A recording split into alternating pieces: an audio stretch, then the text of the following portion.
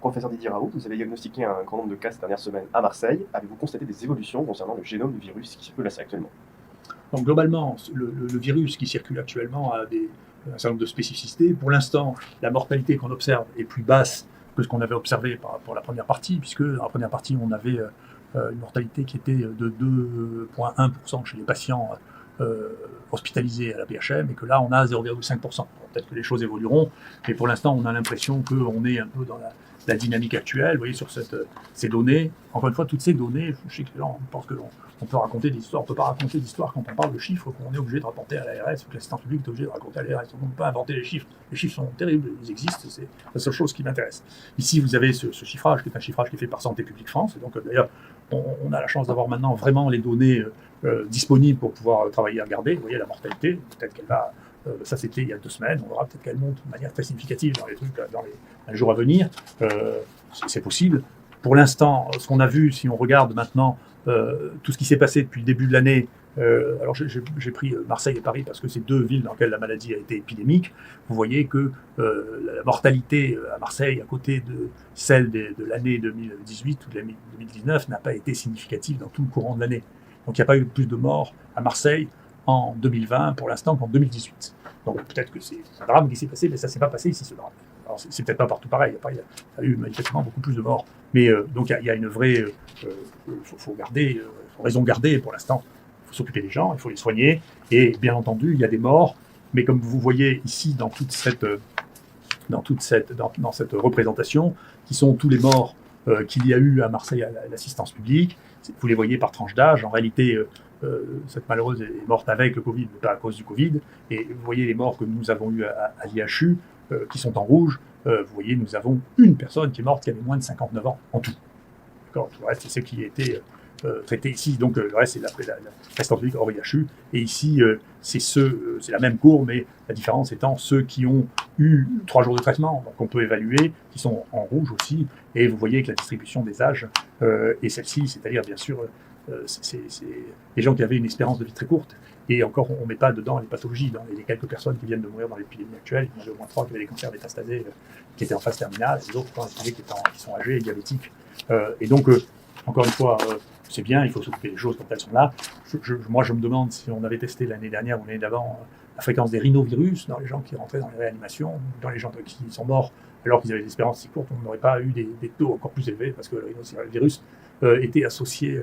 je crois, à 2% des mortalités l'année dernière. Hein, donc, ça ne veut pas dire que c'est le rhinovirus qui les tue. Donc, je crois qu'il faut pas s'affoler comme d'habitude. Il faut gérer les choses, soigner les malades et s'en occuper. Et nous, c'est ce que nous faisons.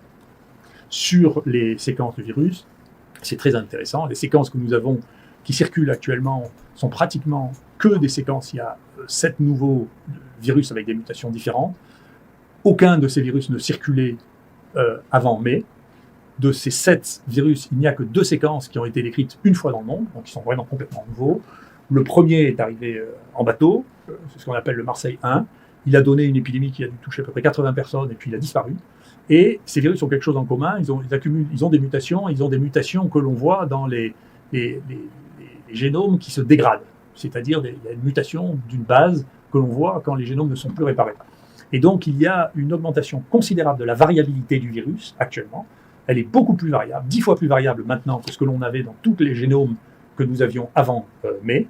Ce phénomène commençait à se voir fin mai, il y a une équipe qui est en train de le décrire, et donc il y a là quelque chose qui se passe qui est très intéressant et qui montre une évolution différente de ce virus qui mute plus, mais avec apparemment dégradation, qui explique peut-être, si les choses continuent comme ça, une sévérité différente d'un virus à l'autre.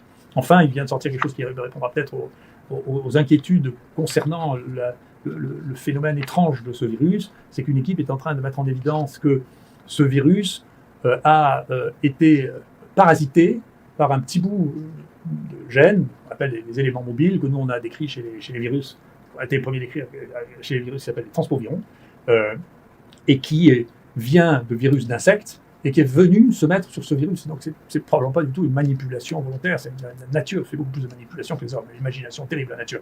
Et donc ce transfert latéral de gènes vers des tout petits virus comme ça est quelque chose qui n'était pas décrit clairement Et donc on retrouve ce petit bout de gène qui se balade et qui parasite les virus dans la nature, dans plusieurs virus. Et donc c'est un nouveau phénomène biologique que l'on observe, qui existe probablement depuis des centaines de millions d'années, qui est que l'évolution ne se fait pas du tout d'une manière darwinienne, c'est-à-dire de petite mutation en petite mutation, mais avec des sauts de morceaux génétiques de l'un à l'autre. Qu'y a-t-il de particulier concernant les analyses de biologie médicale que vous effectuez sur les patients hospitalisés? Alors, Laurence Gamoin est professeure d'hématologie spécialisée dans les troubles de la coagulation. Elle va vous dire ce qu'elle trouve actuellement. Merci, monsieur.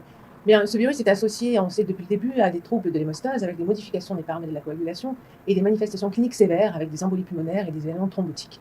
Parmi les nombreuses anomalies qui ont été identifiées, on a décrit pendant la phase aiguë, notamment chez les patients en réanimation, la présence à un taux élevé de patients avec des lupus anticoagulants circulants.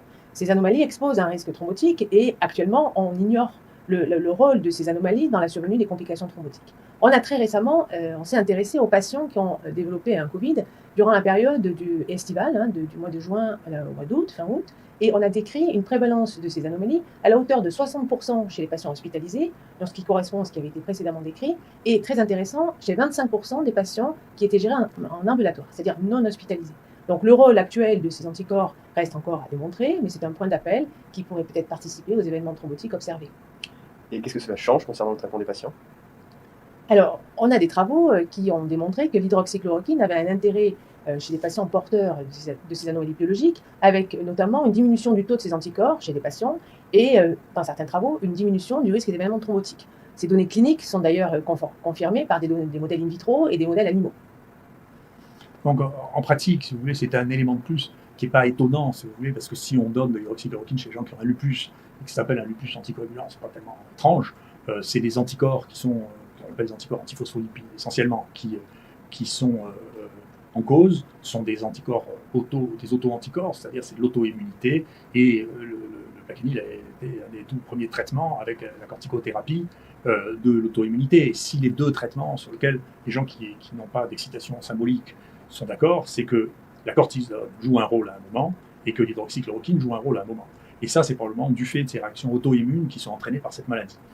Ce qui amène à réfléchir, et je voudrais bien qu'on sorte des querelles symboliques un peu étonnantes, pour revenir à maintenant, il y a la moitié du monde qui recommande l'hydroxychloroquine dans le traitement du Covid. Il y a aux États-Unis un État sur deux qui recommande l'utilisation de l'hydroxychloroquine. Il y a une revue très bien faite qui vient de sortir dans l'American Journal of Medicine, qui est un des 4 ou 5 meilleurs journaux de médecine aux États-Unis, qui recommande l'hydroxychloroquine. Il faut arrêter de penser que c'est une lubie qui m'est propre. C'est un médicament qui a toutes les raisons d'être prescrit. Il est totalement anodin, en dépit des folies qui ont pu atteindre et culminer avec le Lancet Gate. Il a été prescrit chez peut-être 2 milliards de personnes. Il est utilisé dans des indications chez les patients qui ont des anticorps antiphospholipides depuis très longtemps. On sait que les gens d'ailleurs qui ont ces maladies inflammatoires et qui prennent du Plaquenil sont plus protégés du Covid que les gens qui ont un autre traitement. Donc on sait que ça les protège aussi. Enfin, les données se sont accumulées maintenant. Il y a 90 publications qui ont été faites et qui sont en préprint sur l'hydroxychloroquine, dont l'immense majorité montre un avantage à l'hydroxychloroquine. Donc il est temps de laisser aux médecins la responsabilité de faire ce qu'ils doivent. Et compte tenu de l'ensemble des données, il n'y a pas une personne unique ou un comité unique à Paris qui peut décider qu'il a raison contre la moitié du monde. Il faut laisser les médecins faire leur choix. C'est ce que je pense et ce que je continue à penser. Merci.